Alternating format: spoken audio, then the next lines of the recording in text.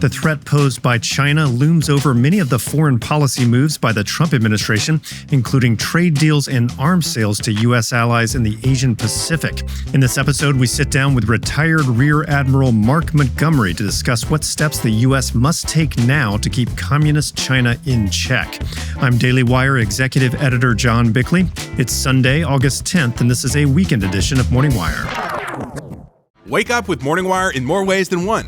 The new Morning Wire coffee mug is now available at dailywire.com/shop. Check out the whole Morning Wire collection, the merch you need to get, and the news you need to know. Head over to dailywire.com/shop today. Joining us now to discuss U.S. defense policy as it relates to China is retired Rear Admiral Mark Montgomery. He's with the Foundation for the Defense of Democracies, and he's also recently traveled to Taiwan to meet with its political and military leadership. Rear Admiral, thank you so much for joining us. Thank you for having me. Now, we've seen reports that China is limiting the supply of critical minerals to Western defense companies.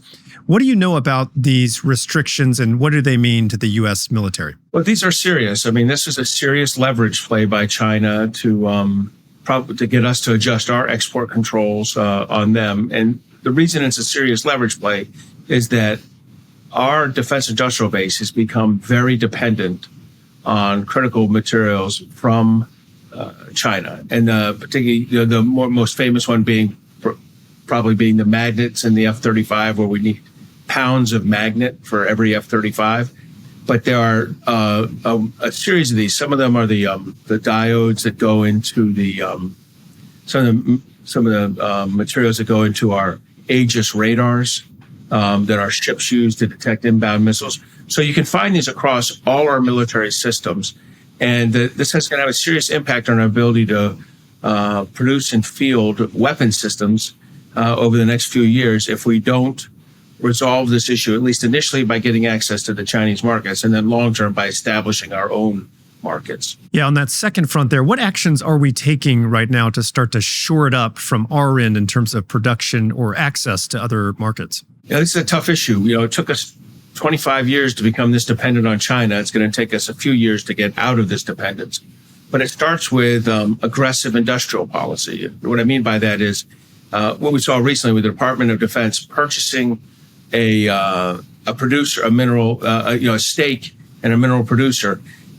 And in doing that purchase, saying we will buy, I think it was 10 years, but a significant number of years worth of product at a minimum price. What that does is it allows other investors to come in because they know that if they invest in this, 2 years later, it won't be driven out of business by China driving down market prices, which is what China does. China, to get leverage, to get market dominance, they back a state-owned enterprise by creating an inappropriate, unlevel playing field so that Western producers can't compete, because the prices are kept artificially low. But by the U.S. government stepping in and saying, we will pay a fixed price, a reasonable, correct price, what the market price should be, you can get investors in, and because companies know that they'll have an assured customer for 2, 5, 10 years. So that's the kind of industrial policy we're going to have to do. And we're not going to have to do it once or twice. We're going to have to do this a dozen times across multiple areas to ensure that our defense industrial base has assured access to the critical minerals that are necessary to build, develop, build, and field the weapon systems that we're used to having. Yeah, China is really famous or infamous for playing the long game with a lot of these things. It takes a lot of patience from our end and looking forward into the future. It takes effort, it takes political will and commitment from both sides of the aisle, I think. Now, you recently returned from Taiwan, where you had meetings with senior officials that included the president, senior military leadership. What were your most significant takeaways from your meetings with those military and political leaders in Taiwan? Well, first, they're very appreciative of the United States. They understand the United States is their key ally. They make that very clear. No one else sells them weapons. No one else stands by them, when they're threatened by the Chinese. That doesn't mean they don't get some rhetorical support from, say, the Australians or the Japanese on occasion, or from European countries. But when it comes to like ship movements, aircraft movements, it's us. So number one, they get that. Number two, they understand that we expect them to spend more on their defense. So they're taking their defense spending from about 2.5% this year to 3% next year.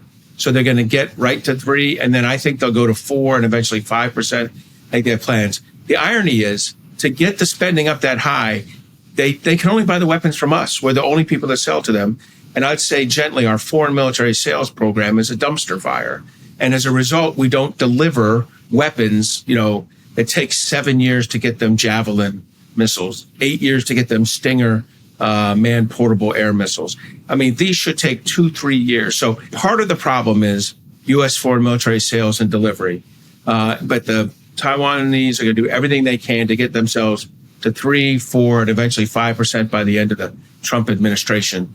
So that's a big deal. And if I can say one last thing, they really understand that in addition to preparing for the big military, that most dangerous scenario of a cross-strait invasion, they also have to prepare for the most likely scenario, which is where China attacks their societal resilience, attacks their financial systems, their communication systems, their energy systems with diplomatic, economic, cyber, and influence operations, not military attacks.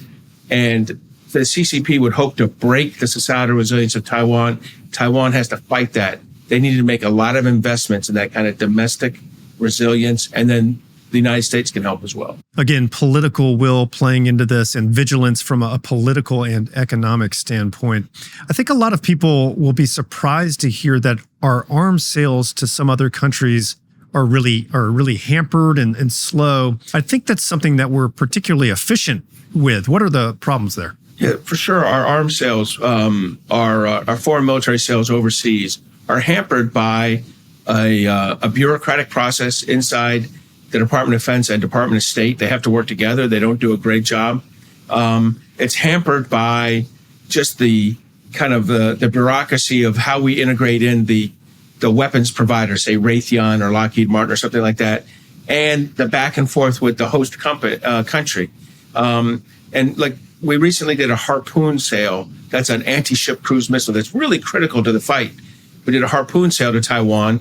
The sale was locked at, first approved in 2020. And I'd say the delivery is going to be completed by 2029, if we're lucky. This should take 2, 3, 4 years max, not 9 years. So we have a backed up foreign military sales docket with Taiwan alone of $12 billion. It was $17 or $18 billion just 4 years ago. This is way too much. Countries cannot rely on us for timely delivery of weapons if it takes, 5, 7, 9 years to get weapons to them. Do you see action from the Trump administration to improve this? And Congress. I see both the Trump administration and Congress frustrated with this. This is the kind of accepting things as they are that President Trump doesn't like to do. So he'll make changes in this. Part of it's Congress as well. They have to remove some mechanisms that were in there. Sometimes some are legitimate oversight mechanisms. Some are overkill. They've got to figure that out, get the laws right. But it's going to take the real center of gravity on this is the Department of Defense and the Department of State running a streamlined process between the two of them to get these weapon systems approved, the contracts let, and then get out of the way so American business can do what American business is great at, which is produce these weapons and deliver them to a key ally. Are there parallels between the support Ukraine needs and what Taiwan might need in the future for a conflict? How can U.S. policy sort of evolve to be more proactive rather than reactive in both these theaters? Yeah, that's a great question. I'd throw Israel in as well. I mean, these are 3 beleaguered democracies that the United States is clearly the primary provider of weapon systems to. In the case of Ukraine, it is now weapons from the United States being purchased by Europe. But for the past 2 years before that, in the Biden administration, it was weapons, provided by the United States and purchased by Europe going to Ukraine. Israel is almost all United States support, and Taiwan is all United States support. We're delivering a lot of different weapons to each of those 3 countries. There is a little bit of overlap, but we have to be careful and watch that. And those are areas where we ought to be making special investments, so like Patriot air defense systems and the missiles that go with them, the PAC-2 and PAC-3 missiles, the NASAMS air defense system and the AMRAAM missile that goes with it. Those systems need to be put into exceptionally high production. And we've seen some of the money for that flowing to the Department of Defense from the Ukraine supplemental last year, from this year's reconciliation or one big beautiful bill that was passed. Those bring in investments in it, where the Department of Defense actually invests in the ability of companies to build more weapons faster. That's what we need to do. We need to prioritize which weapon systems and then make the investments and reap the rewards. What additional steps should the U.S. take right now to deter a potential Chinese military move against Taiwan? I think we have to look at it in three different bins. One is making Taiwan more resilient. That's both weapon systems and societal resilience. It's making sure they have the right anti-ship cruise missiles, they have the right mines, they have the right anti-armor and short-range air defense gear, but also that they have good cyber defense, good electrical power grid reliability, good sources of LNG, that's liquid natural gas, to run their systems. So number one is taking care of Taiwan. Number two is taking care of the United States, making sure we've got the weapon systems we need, because China, when they put that that kind of most dangerous scenario and start the cross-state invasion, the only military that can stop it is the United States. The only way to prevent it from ever happening is the United States to show enough muscle ahead of time that China doesn't try to do the invasion. So that's making sure we have enough submarines, enough strike aircraft, the right kind of missiles, and then a whole lot of unmanned surface and air drones to get at the system. Then the third and final part is that we and the U.S. and Taiwan militaries work together seamlessly. That's not the case right now. We spent 40 years from 1979 to 2024 not exercising together. We need to exercise together. We need to work together. We need to move from like a deconflicted level of interoperability all the way up to fully integrated. To get that fully integrated level of interoperability, you need to exercise together routinely, weekly, monthly, not just Navy to Navy, but joint together. If we can do those three things, build up Taiwan, build up the United States, and work together in a more interoperable way, that's going to present a significant challenge to China, one from which I think they'll pass. And so you'll deter China from invading in that cross-strait invasion. And that's the key. We'd prefer to deter them than to have to defeat them. On that final note there about exercising together, have we not done that because that would be seen as an act of aggression by China? What's the reason we haven't been doing that? So that's exactly it. So, before 1979, we had 15 to 20,000 troops on Taiwan. We fought part of the Vietnam War from Taiwan. I mean, they were a good ally of us. They fought with us in Korea. These were a key partner, and they fought with us in Vietnam. They were a key partner to the United States, and so we had this level of interoperability. After the 1979 decision, the One China policy, the Taiwan Relations Act, what we said was we would supply them with weapons and we'd be ready to support them. And we very cruelly cut out the training and exercising together. You can't win. Right now, if you added up our forces and the Taiwan forces, it would be 2 + 2 = 3. You can't defeat China like that. You've got to be interoperable. So we got to exercise together. Congress saw this. They tired of the administrations not doing it. So in 2023, they passed the Taiwan Enhanced Resilience Act, which very clearly says to the Department of Defense, thou shalt do service-to-service exercises, joint exercises, even try to bring in your allies and partners like Japan, but build up that interoperability. I'm hoping that the Trump administration will take that guidance from Congress seriously and do that. But you're absolutely right. The reason people are scared to do it is they don't want to provoke China. But my final thought on that is we're willing to sacrifice 7,000 to 20,000 Americans. That's what would happen in a war over Taiwan to prevent a Chinese invasion. But we're not willing ahead of that invasion to provoke them with an exercise. That doesn't make any sense. That's illogical to say, I'm going to fight you, but I'm not going to prepare to fight you for fear of provoking you. That is a policy that needs to be tossed out. Let's talk about Russia, which is a key trading partner with China. You've called for stricter enforcement of sanctions targeting recipients of Russian fossil fuels. What mechanisms are currently being underutilized? What impact would an effective enforcement have on China as well as India, for example? Look, we could get a new law. I know Senator Graham has pushed a new law that would put some very tough tariffs and export controls on recipients of Russian fossil fuels delivered by the shadow fleet of illegal oilers and tankers. That's helpful. The reality is laws exist now to hold, the president has the power now to hold countries accountable that are receiving this secondary, that are secondary receivers or tertiary receivers of this shadow fleet oil and natural gas. And we've now talked publicly that the two big countries involved in this are India and China. Both of them do it for obvious reasons. They profiteer. This helps their economies. It makes the unit cost of energy cheaper when they buy discounted Russian oil and natural gas, and their productivity goes up. But their productivity goes up on the backs of dead Ukrainian civilians and soldiers who are fighting this Russian war machine. And I love that President Trump called them a Russian war machine. That's what they are.